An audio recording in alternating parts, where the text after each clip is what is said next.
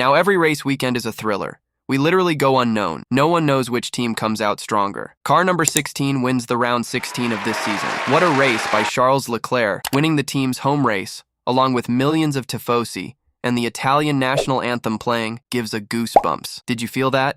What happened to Mclaren? Another scrappy strategy, and just can't believe what happened to Red Bull. Today, they were just struggling in terms of pit stop strategy, tire wear, and performance. This used to be their track. Russell's initial incident took him out of the podium, but he fought very well in the ending at P7. Let's start today's video with McLaren. What's wrong with them? Sometimes I struggle to understand. No doubt they have the fastest car on the grid in terms of one-lap pace or longer race runs, but weekend after weekend, they struggle to convert their pole position to win.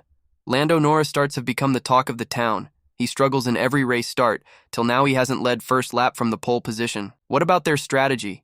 They were comfortably leading the race, then what happened?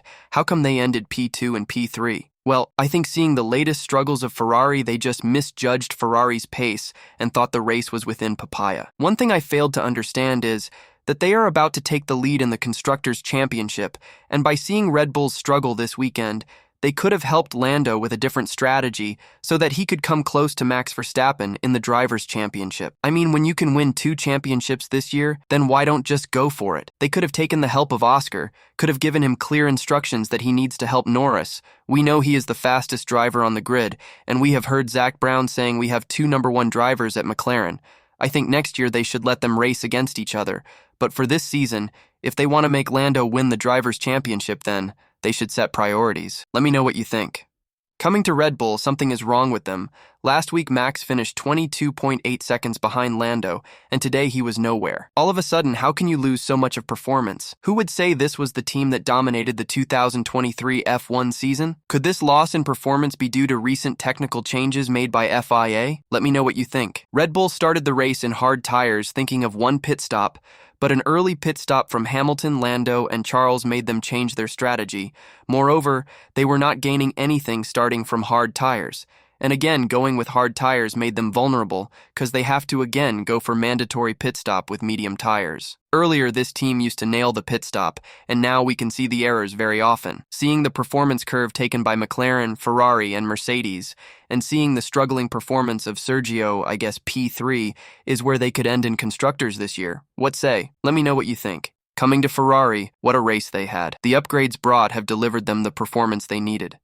They have somewhat eradicated the bouncing. They were facing high-speed corners, but I guess we will be able to see the true potential in upcoming tracks. As we all know, SF24 performs better in race runs with heavy fuel loaded. They can manage the tires very well as compared to rivals. One thing I am surprised to see is the strategy. Last week at Zandvoort undercut and gained 2 positions and now going long and managing the tires very well. At first stint, when Lando undercut Charles, and they responded to the pit stop, we could hear Charles not happy with the strategy. As they say, clean air is the king in ground effect cars. And this is where Carlos Sainz struggled today to keep his tires alive, keeping in mind that he had fresher tires than Charles. After summer break, Ferrari is looking strong, and this is what we wanted to see from the Maranello team. I guess this win was a result of failure from McLaren. They were just into themselves and couldn't think about Ferrari. In the end, Lando's and Oscar's facial expressions said all. Let me know what you think. Mercedes had a decent race. They could fix the floor issue they had. Russell's incident on the first lap ruined his race.